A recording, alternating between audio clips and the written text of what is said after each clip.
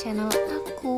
Kalau biasanya di channel ini kalian melihat aku membuat bullet journal, pada video kali ini aku akan membahas materi dasar tentang hukum.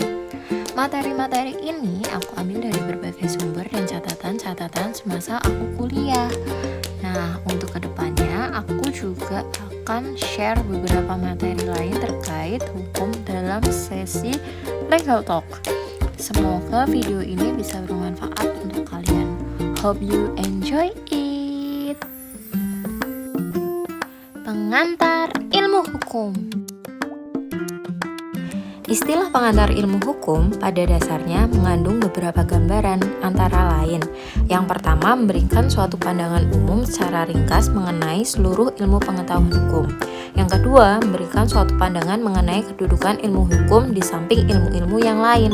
Yang ketiga, menjelaskan mengenai pengertian-pengertian dasar asas dan penggolongan cabang-cabang hukum. Pengantar ilmu hukum memiliki tujuan untuk menjelaskan tentang keadaan, inti, dan maksud tujuan dari bagian-bagian penting dari hukum, serta pertalian antara berbagai bagian tersebut dengan ilmu pengetahuan hukum. Kegunaan pengantar ilmu hukum adalah untuk dapat memahami bagian-bagian atau jenis-jenis ilmu hukum lainnya.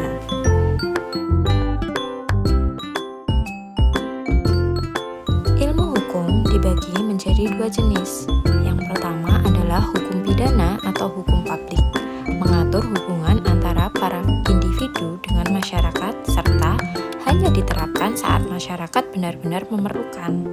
Yang kedua adalah hukum perdata, keseluruhan kaidah-kaidah hukum, baik tertulis maupun tidak tertulis, yang mengatur hubungan antara subjek hukum satu dengan yang lain dalam hubungan kekeluargaan dan di dalam pergaulan kemasyarakatan.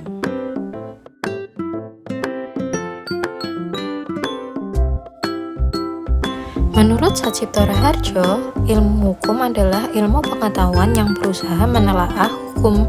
Selanjutnya, menurut C.P. Dalio, ilmu hukum adalah ilmu pengetahuan yang objeknya hukum. Dengan demikian, maka ilmu hukum akan mempelajari semua seluk-beluk mengenai hukum.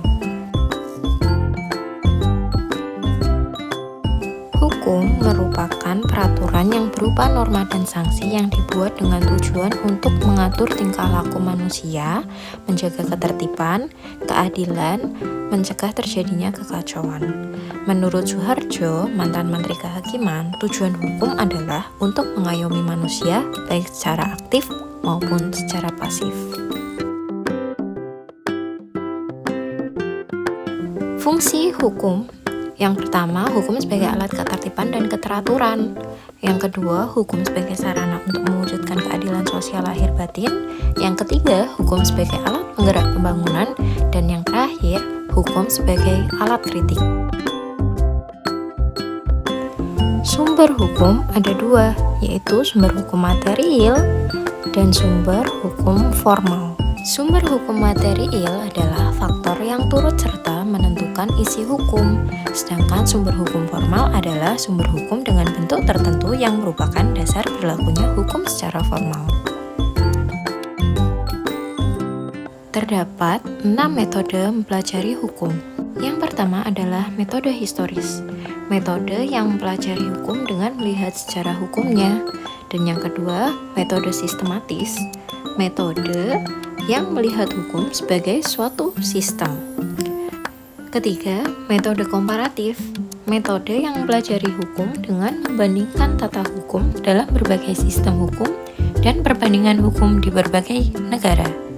Yang keempat, metode idealis adalah metode yang bertitik tolak dari pandangan bahwa hukum sebagai perwujudan dari nilai-nilai tertentu dalam masyarakat. Yang kelima, metode normatif analitis, metode yang melihat hukum sebagai aturan yang abstrak. Dan yang keenam, metode sosiologis adalah metode yang bertitik tolak dari pandangan bahwa hukum sebagai alat untuk mengatur masyarakat. Ilmu hukum mempunyai karakteristik sebagai ilmu yang bersifat preskriptif dan terapan. Deskriptif berarti ilmu hukum pelajari tujuan hukum, nilai-nilai keadilan, aturan-aturan hukum, konsep-konsep hukum, dan norma-norma hukum. Sedangkan terapan berarti ilmu hukum menetapkan standar prosedur, ketentuan-ketentuan rambu-rambu dalam melaksanakan aturan hukum. Oke, sekian materi pengantar ilmu hukum dari aku. Semoga bermanfaat. Terima kasih. Bye.